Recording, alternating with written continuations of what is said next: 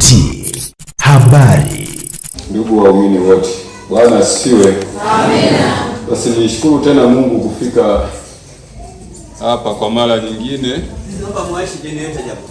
Tulikuwepo mwaka jana kwa kazi ya kuzindua parishi yetu ya Mkiheta Mtakatifu Yohana, na sasa kwa neema ya Mungu pamoja na kumsimika mchungaji, na sasa kwa neema ya Mungu tumerudi tena katika tarehe hizi kwa ajili ya kuja kuwasalimia na kuona maendeleo yetu na maendeleo yenu, kwa sababu maendeleo ya parishi ya Mkiheta ndiyo maendeleo ya dayosisi yote. Bwana Yesu asifiwe. Lakini kipekee sana kwa ajili ya kuja kuweka jiwe la msingi kwa nyumba hiyo mzuri ambayo mnaijenga hapo, nyumba ya kichungaji. Kwa hiyo tumewapongeza mengi pale, singependa kuyarudia, lakini si vibaya tena kusema jamani, watu wa Mkiheta, hongereni sana. Hongereni kwa kazi nzuri ambayo tunaiona inayoendelea pale. Ni kweli wakati wote tunatamani mchungaji awe karibu na kanisa, lakini pia awe karibu au akae katika nyumba ambayo waumini wenyewe mmejenga, kama vile ambavyo kisha kwamba nyumba inajengwa ili hatimaye baadaye, baada ya michakato yote mliyoiweka hapa kukamilika, uweze kukaa hapa karibu na kanisa kabisa, na katika nyumba ambayo unaijenga wewe mwenyewe kutumia hawa wapendwa wetu katika Bwana.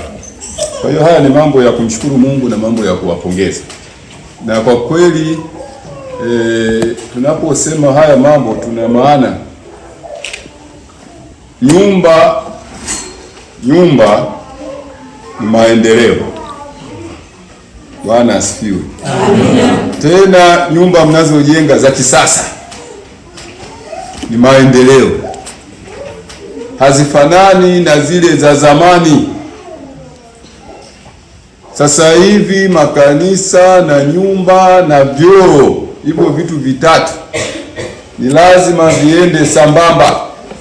Tuwe na vyoo vya kisasa, tuwe na nyumba za kisasa, lakini pia tuwe na makanisa ya kisasa kama yalivyo haya. Na kanisa hili mtakapokuwa mmemaliza kila kitu, mmesakafia, mmeweka si marumaru, si ni tarazo, vyovyote mtakavyoweka, mmepiga rangi, yani kila kitu kimekamilika, mtashangaa ninyi wenyewe mambo yatakavyokuwa. Kwa hiyo haya ni maendeleo. Kwa hiyo naweka mkazo wa vitu hivyo vitatu: kanisa la kisasa. Hapa siongelee ukubwa wa kanisa, ninaongelea ubora wa kanisa. Lakini cha pili, nyumba za kisasa za wachungaji wetu,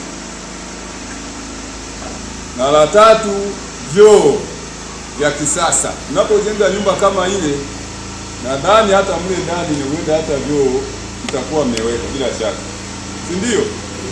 Au nyumba hii haina choo cha ndani? Lazima wawepo na vyoo. Baadaye mtajenga na vya watu wote nje, ili watu wanapoingia kwenye vyoo waingie kwenye vyoo vizuri. Hapo nazungumzia maendeleo.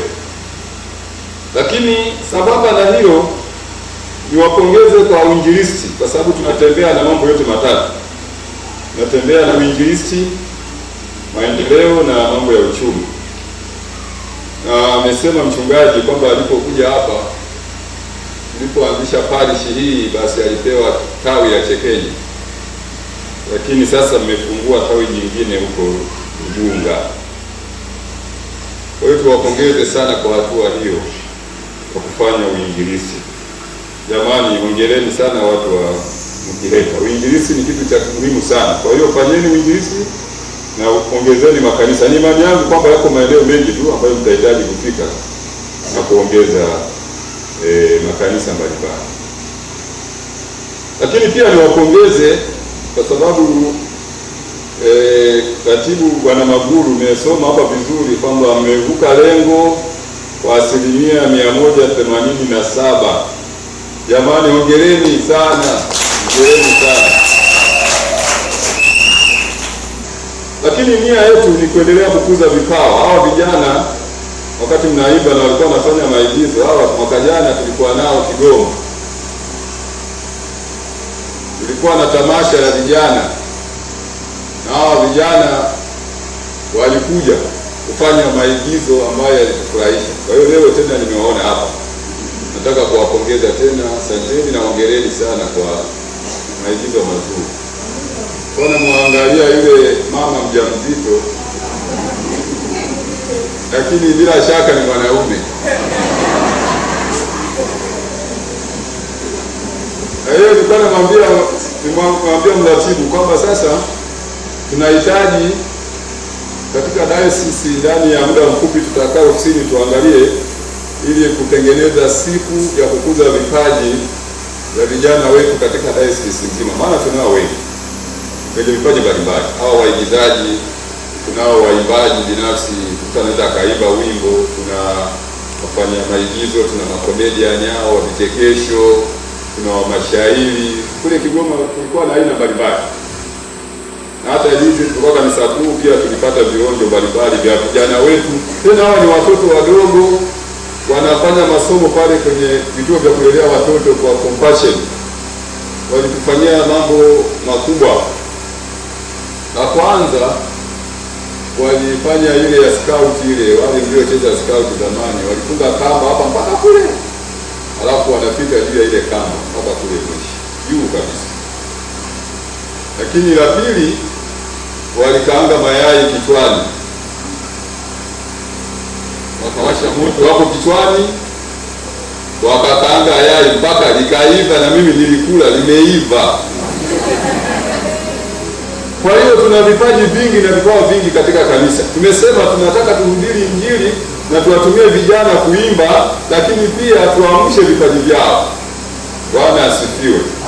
Kwa hiyo tutawasiliana na mratibu vizuri, tuipange siku ya vipawa vya vijana na vipaji, ili siku hiyo tuitumie kuonesha vijana, tuwaite waonyeshe vipawa vyao. Itakuwa lini tutawaambia, sio muda mrefu, na watu kama hawa ni muhimu wawepo kuonyesha umahiri wao kama huo ulivyo. Hivyo vipaji hivyo ni pesa. Hivyo vipaji ni pesa. Mimi mnaona, mnaangalia huko kwenye mitandao waigizaji mbalimbali wanachekesha watu, lakini wanatengeneza hela sana. Kwa hiyo mimi ni imani yangu kwamba hiyo pia inaweza kuwa sehemu ya ajira kwa vijana wetu. Lakini hamwezi mkatoka kama hamjafahamika. Na mwimbaji mmoja namfahamu ndani ya dayosisi yetu, mara kwa mara aliniambia kwamba sasa mimi nafanyaje na hivi, anatoka kijijini. Nikasema unajua, huwezi kutoka ukiwa umejifungia huko kijijini. Kwa hiyo unatakiwa upate platform, sehemu utakayoonekana. Kwa hiyo tukafanya kazi ya kumtambulisha. Sasa ameenda Dar es Salaam kurekodi video, na leo amenitumia ujumbe, anasema akiwa kule tu tayari ameshaanza kupata mialiko, ametoka ameanza kuonekana. Kwa hiyo ukikaa hapa Kitema au Mkiheta kila siku, hatutakutambua, hatutakuona. Hata kama huko ni lazima mpate mahali muonekane. Sasa leo kuna hawa waandishi wetu wa dayosisi wanachukua hayo matukio, wanayatupa huko, mtaonekana huko, mwisho mnapigiwa simu, njoo tukujaribu tuone kama unaweza ukaekti, tayari unakuta umeondoka. Hivyo ndivyo tunachotaka. Kwa hiyo ni ajira, tunataka tukuze vipawa vyenu, na niyo nia ya kanisa letu. Najua pia tuko katika mchakato wa uchaguzi, mmeshafanya tayari wazee. Kwa hiyo mmechaguliwa, sasa hivi tuko kwenye mwezi huu wa pili, ni mwezi wa uchaguzi. Kimaliza wazee wa kanisa, naingia vijana huko. Wazee wa kanisa mnachagua vijana, tumewambia ili uchaguliwe unatakiwa ujaze fomu, alafu wazee watakaa, watakujadili, watapitisha, alafu utaenda kupigiwa fomu. Lakini ndani ya mwezi wa pili hayo yote yanatakiwa yakamilike, vijana pamoja na wazee. Kwa hiyo kama wazee mko tayari, hayo majina sasa nitakiwa je kwenye dayosisi ili tuyathibitishe na baadaye kuendelea na taratibu na taratibu zingine. Na kwa taarifa tu kwa ufupi ni kwamba sasa tunaandaa, baada ya hii kishamaliza chaguzi zote, tunaandaa semina ya makatibu na wahasibu wote wa maparishi yote ndani ya dayosisi yote mwezi wa 3. Wahasibu wote wa maparishi na makatibu wote wa maparishi tutakuwa nao na semina ya siku 2 kasoro wote. Kwa hiyo wachungaji, hakikisheni ili zoezi linaisha haraka, ili tuwapate hao viongozi, mtuletee, halafu tuwaalike, na kamati ya kushughulikia mambo hayo imeshaundwa tayari, wameshaanza mchakato, na sio muda mrefu mtaletewa taarifa kwa maparishini kwa ajili ya jambo hilo. Mwezi huu wa 3 tunataka tukutane na wahasibu wote na makatibu wote ndani ya dayosisi nzima kwa siku 2, tukae pamoja, tushauriane, tuelekezane, tupeane maarifa mapya, na kwa sababu watakuwa ni wapya wamechaguliwa, basi waende katika upya huo ili wajue majukumu yao yamekaaje. Mwisho tunatambua sana na kuheshimu sana kazi zinazofanyika kila mahali ndani ya dayosisi. Bahati mbaya sana, ni ngumu sana kuweza kufanya kila jambo kwa kila mahali, lakini leo kwa neema ya Mungu na mimi niko hapa, nimekuja kuona kazi inaendelea nzuri ya ujenzi, na mimi nataka kidogo kuachia mchango ili kazi ya ujenzi wa nyumba ya mchungaji iweze kwenda.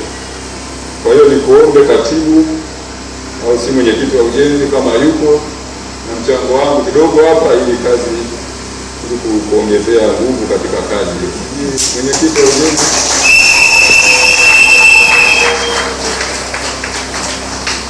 tunawapongeza na tunawatakia kila la heri katika kazi. Humu ndani kwenye bahasha kuna shilingi za Kitanzania 500,000.